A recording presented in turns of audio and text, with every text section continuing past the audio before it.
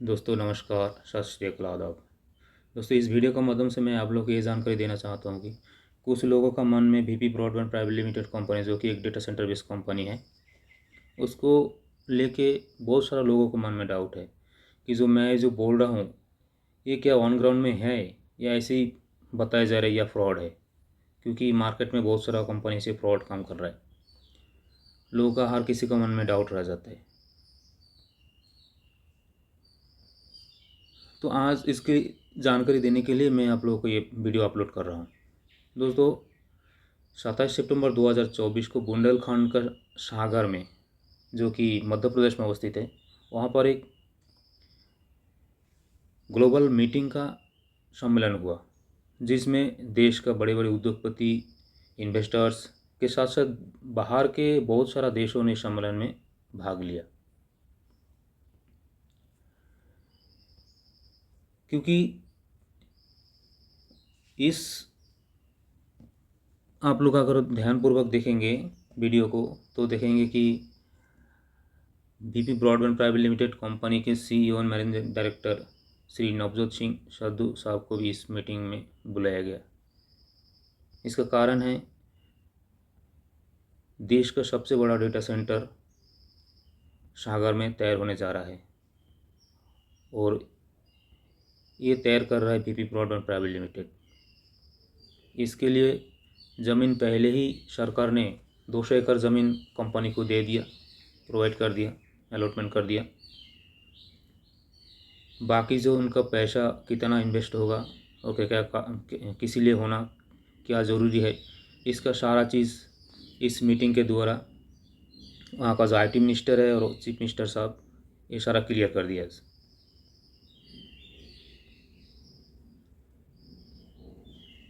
इससे पहले हरियाणा में 4 ईडीसी डेटा सेंटर का उद्घाटन हुआ, 4 डिस्ट्रिक्ट में।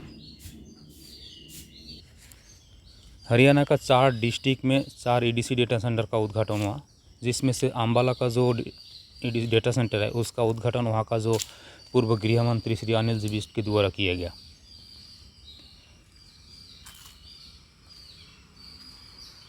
वीडियो तक अंत तक ज़रूर देखें।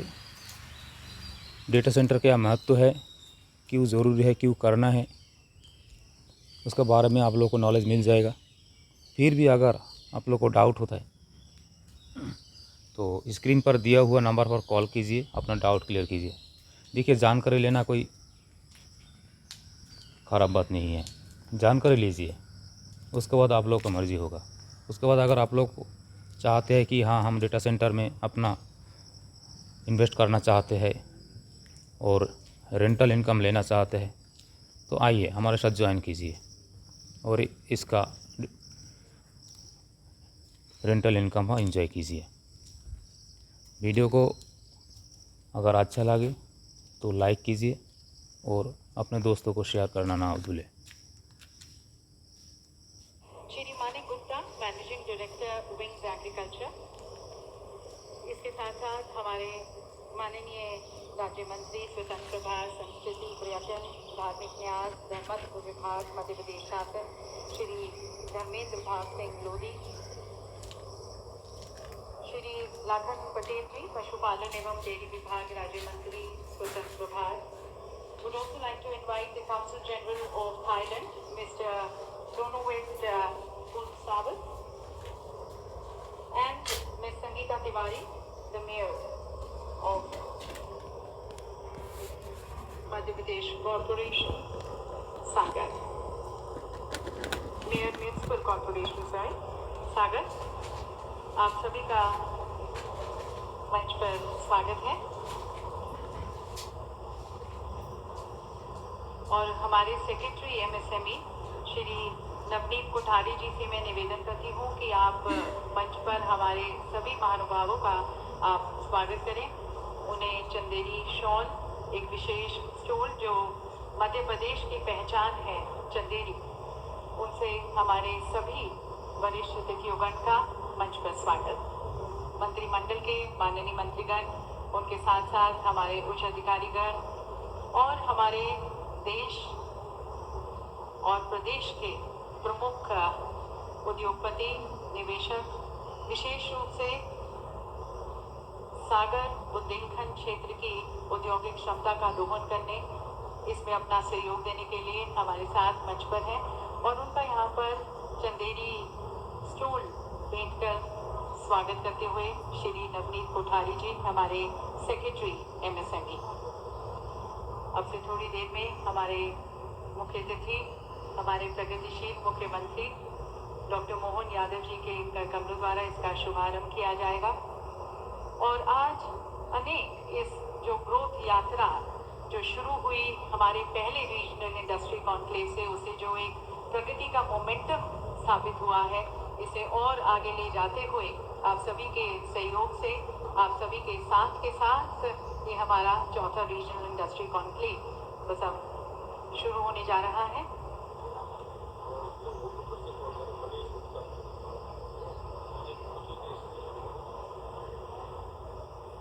मैं मंच पर पुनः आमंत्रित करती हूँ श्री S राम ओला को, मैनेजिंग डायरेक्टर फ्लाई ओला। यदि आप सभागार में हैं तो आपसे निवेदन है कि आप मंच पर आए। श्री मनीष गुप्ता जी, अध्यक्ष insulation energy. Shri Navjot Singh Sandhu ji, managing director VP broadband private limited. May I request you also to be please be gracing the desk. Shri Navjot Singh Sandhu ji, managing director VP broadband private limited. May I request you also to be please be gracing the desk. दान से उनकी राशि से होता। देवी सज्जनों, आप सभी का ध्यान केंद्रित करना चाहेंगे और आप सभी की गदगद ध्वनि के बीच कृतज्ञता की गहरी भावना के साथ अति सम्मान पूर्वक स्वागत करते हैं हमारे यशस्वी, तेजस्वी, ओजस्वी, प्रगतिशील मुख्यमंत्री आदरणीय डॉक्टर मोहन यादव जी का। मध्य प्रदेश के नवप्रवर्तन के प्रमुख वास्तुकार, जिनके सशक्त नेतृत्व में मध्य प्रदेश अनेक ऊंचाइयों को छू रहा है, उल्लेखनीय प्रगति देख रहा है, अभूतपूर्व बदलाव देख रहा है, उनको हम शत-शत प्रणाम करते हैं, उनका बहुत बहुत स्वागत करते हैं। और माननीय मुख्यमंत्री जी का एक बार पुनः देवी सज्जनों जोरदार तालियों के साथ उनका स्वागत, अभिनंदन, उनका आशीर्वाद हम सभी को, इस प्रदेश को, और उनके नेतृत्व में हम आगे बढ़ते हुए इस रीजनल इंडस्ट्री कॉन्क्लेव में आप सभी का बहुत बहुत स्वागत करते हैं। आप सभी से निवेदन है आप अपना स्थान ग्रहण करें। भेजने की तरफ हमारी ये रीजनल इंडस्ट्री कॉन्क्लेव के माध्यम से हमारी कोशिश है कि हम क्षेत्रीय अर्थव्यवस्था को बढ़ावा दें, क्षेत्रीय लोकल संसाधनों, उत्पादों को हम बढ़ावा दें और रोजगार के और अवसर उस क्षेत्र में लेके आए। सुर मेरा तुम्हारा तो सुर बने हमारा शुभारंभ करते हैं ईश्वर की स्तुति वंदना के साथ, ईश्वर के आशीर्वाद के साथ। और मैं निवेदन करती हूँ हमारे माननीय मुख्यमंत्री जी से, डॉक्टर मोहन यादव जी से, कि आप इस मंगल दीप को प्रज्वलित कर, ज्ञान और ज्योति के दीप को प्रज्वलित कर हमारे चौथे रीजनल इंडस्ट्री कॉन्क्लेव का शुभारंभ करें। इसके साथ साथ मंचासीन हमारे सभी वरिष्ठ अतिथिगण से भी निवेदन है, हम जैसे कहते आए हैं और माननीय प्रधानमंत्री जी ने हर मंच से कहा है कि सबका साथ चाहिए, सबका प्रयास चाहिए। सरकार अकेले नहीं कर सकती है, जब हम सब मिलकर काम करेंगे तो हम एक उज्जवल भविष्य की ओर अग्रसर होंगे। सभी हमारे प्रमुख नेतागण, इंडस्ट्रियलिस्ट, सभी से निवेदन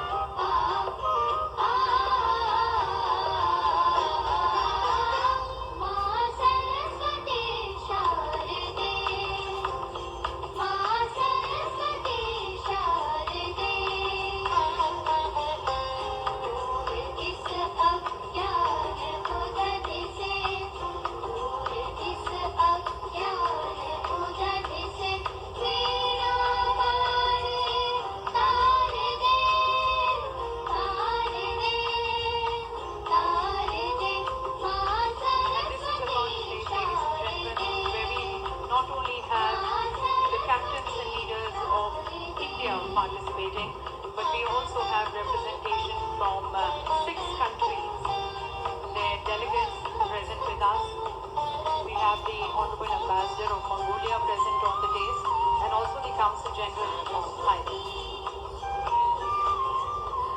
और अब वादियों के बीच और फूलों की इस चहकता और महकता के साथ हमारे नेता, हमारे मार्गदर्शक माननीय मुख्यमंत्री जी का स्वागत।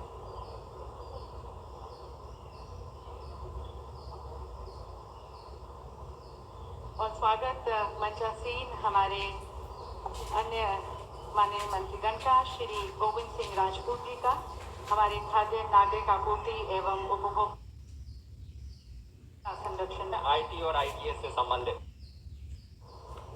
अगर आप क्लियर में एक स्टार्टअप है, एक छोटा सा बच्चा है जो स्टार्टअप है जिसने ड्रोन की मोटर बनाई है। ड्रोन की मोटर अभी इंपोर्ट होती है चाइना से, जिसकी कीमत करीब 12,000 रुपए है, और वो जो मोटर बनाई है वो केवल 1,500 रुपए में बना रहा है। हमारे यहाँ के ही उद्यमी बच्चे ने आईटीएम इंजीनियरिंग कॉलेज से निकले हुए वो ड्रोन मोटर, अनूप राठौर उनका नाम है, ग्वालियर में रहते हैं, जो स्टार्टअप चालू किया है। मैंने खुद जाकर के उसको देखा है। और उनको जब अभी हम माननीय मुख्यमंत्री जी जब कलकत्ता गए थे, वहाँ एक उद्यमी से हमारी BP broadband CEO Shri Navjot Singh Sadhu देखिए पीछे बैठा हुआ है, पगड़ी लगा हुआ है सर पर। बात हुई, उसने कहा 50,000 ड्रोन की तो ऑर्डर मैं देने के लिए तैयार हूँ। इस तरह के उद्यमी हमारे यहाँ उपलब्ध हैं। मैं समझता हूँ कि जो क्षमता सागर में, बुंदेलखंड में है, और मुझे आज बताते हुए गर्व है कि मेरा जन्म भी बुंदेलखंड में, सागर में ही हुआ है, पर जितने ज़्यादा से ज़्यादा लोग अच्छा उद्यम एकत्रित कर सके तो अच्छा होगा। पॉलिसी है, एमपी स्टार्टअप पॉलिसी है, जिसके तहत हम बहुत सारे सुविधाएं देते हैं, और वो सुविधाएं क्या है वो भी मैं आपको बताने के लिए यहाँ पर उपस्थित हूँ। यहाँ पर रिस्क लगभग नगण्य है। लेबर लॉज, आपको जो 16 रजिस्टर रखने होते थे, अब केवल 1 रजिस्टर रखने की आवश्यकता है। आपके पास ये पूरी सुविधा है कि आप अपनी वेजेस, जो आपके उद्यमी आपके साथ काम कर रहे हैं, उसकी वेजेस आप डिफाइन करें उनकी क्षमता के अनुसार। यहाँ पर लगभग लेबर डिस्प्यूट नगण्य है, और सबसे अच्छी बात है कि एक स्टेबल गवर्नमेंट है। इस तरह से निर्धारित किया है कि अब हर तरह के इंसेंटिव्स उपलब्ध हैं, जो फिजिकल इंसेंटिव्स हैं, उसके बाद नॉन फिजिकल इंसेंटिव्स हैं, डेवलपर्स को इंसेंटिव्स दिए हैं, रेंटल इंसेंटिव्स है, लैंड रिलेटेड बेनिफिट्स हैं, रजिस्ट्रेशन चार्जेस के लिए। अगर मैं इसको संक्षेप में बताऊं तो हम लगभग 75% भूमि पर आपको रिबेट देते हैं, कोई रजिस्ट्रेशन चार्जेस नहीं होते हैं, इंटरेस्ट असिस्टेंस का लगभग 6% के आसपास देते हैं, और डिपेंड करता है किस तरह की इंडस्ट्री है। जैसे डेटा सेंटर अगर आपको लगाने हैं, और मैं ये बताती हूँ, मुझे खुशी है कि आने वाले समय में संभवतः मध्य प्रदेश में सागर में सबसे बड़ा देश का डेटा सेंटर आपके सामने होगा। यहाँ पर एक उद्यमी है, मिस्टर संधू जी यहाँ बैठे हैं, उन्होंने कहा है कि वो सागर सबसे मुफीद जगह है, सबसे उपयोगी जगह है जहाँ पर ये कार्रवाई की जाना संभव है, करना चाहते हैं, और 100 करोड़ रुपए का खर्च करते हैं, तो 30 करोड़ रुपए आपको राज्य शासन विभिन्न सब्सिडीज के माध्यम से वापस करता है। अगर आप डेटा सेंटर्स लगाते हैं तो 100 करोड़ रुपए के इन्वेस्टमेंट पर 50 करोड़ रुपए का वापसी के राज्य शासन के द्वारा आपको की जाती है विभिन्न योजनाओं के माध्यम से। अगर आप ESGM यानी कि आप इलेक्ट्रॉनिक्स से संबंधित कुछ सामान बनाते हैं तो 25 करोड़ 100 करोड़ के खर्च पर 25 करोड़ रुपए आपको केंद्र शासन देती है, और उसके बाद 34 करोड़ रुपए आपको राज्य शासन उपलब्ध कराता है। और अगर आप डेवलपर हैं, आप आईटी इंडस्ट्री नहीं है, लेकिन आप बिल्डिंग बना करके आईटी इंडस्ट्री को इनवाइट करते हैं, तो वहां पर भी आपको 100 करोड़ पर 27 करोड़ रुपए का व्यय है। यानी कि रियल एस्टेट में जो लोग हैं, जो बिल्डिंग्स बना करके आईटी इंडस्ट्रीज को लाना चाहते हैं, वहां भी राज्य शासन आपको सुविधाएं देता है। और ये सुविधाएं सीमित नहीं है, ये असीमित सुविधाएं हैं। अगर आपका व्यवसाय में 200 करोड़ 300 करोड़ या 500 करोड़ का खर्च है, तो माननीय मुख्यमंत्री महोदय की अध्यक्षता में एक कमेटी है जो ये निश्चित करती है कि आपको इसके अतिरिक्त और क्या लाभ दिए जाए। लेकिन industry and trade welfare association के माध्यम से बीना में लगभग 100 करोड़ के निवेश से 500 से ज्यादा लोगों को रोजगार दिलाने के लिए रेडीमेड गारमेंट्स की इंडस्ट्री लगने वाली, जोरदार अभिनंदन करो। और बीना तो बदलने वाला, बीना के अलग अलग प्रकार के हमारे रसायन और उर्वरक के सभी प्रकार के कारखानों के माध्यम से आज ही यहाँ मध्य भारत की एग्रो प्राइवेट लिमिटेड के माध्यम से 400 करोड़ का इन्वेस्टमेंट और 500 से ज्यादा रोजगार के अवसर वही बीना के लिए मिलने वाले हैं। ये हमारी आज की अपनी उपलब्धि रहने वाली। डेटा सेंटर, कभी कल्पना कर सकते थे डेटा सेंटर सागर रीजन में आएगा। मुझे लगता है अभी मध्य प्रदेश में सबसे पहले शुरुआत यहीं से हो रही है। और डेटा सेंटर के लिए जोरदार अभिनंदन करो अपने यहाँ। डेटा सेंटर के माध्यम से हमारे मिश्रा जी ने दुबे जी ने बहुत अच्छी बात रखी, लेकिन मैं मान के चलता हूँ कि आज सुर्खी के अंदर डेटा सेंटर डाटा सेंट्रिक्स के माध्यम से 1700 करोड़ का इन्वेस्टमेंट आया है, 1700 करोड़ का, जिसके माध्यम से लगभग 1000 लोगों को लाभ मिलेगा प्रत्यक्ष रूप से। और अप्रत्यक्ष रूप से तो ये पूरे अपने बहुत लंबा एरिया इसका रहने वाला, देश के अंदर भी और देश के बाहर भी। आज के जमाने में आईटी का क्या महत्व है हमको बताने की जरूरत नहीं। जब एआई की बात आ रही है तो इसका और महत्व बढ़ जाता है। लेकिन ये इन्वेस्टमेंट के माध्यम से हमारी अर्थव्यवस्था भी बदलेगी।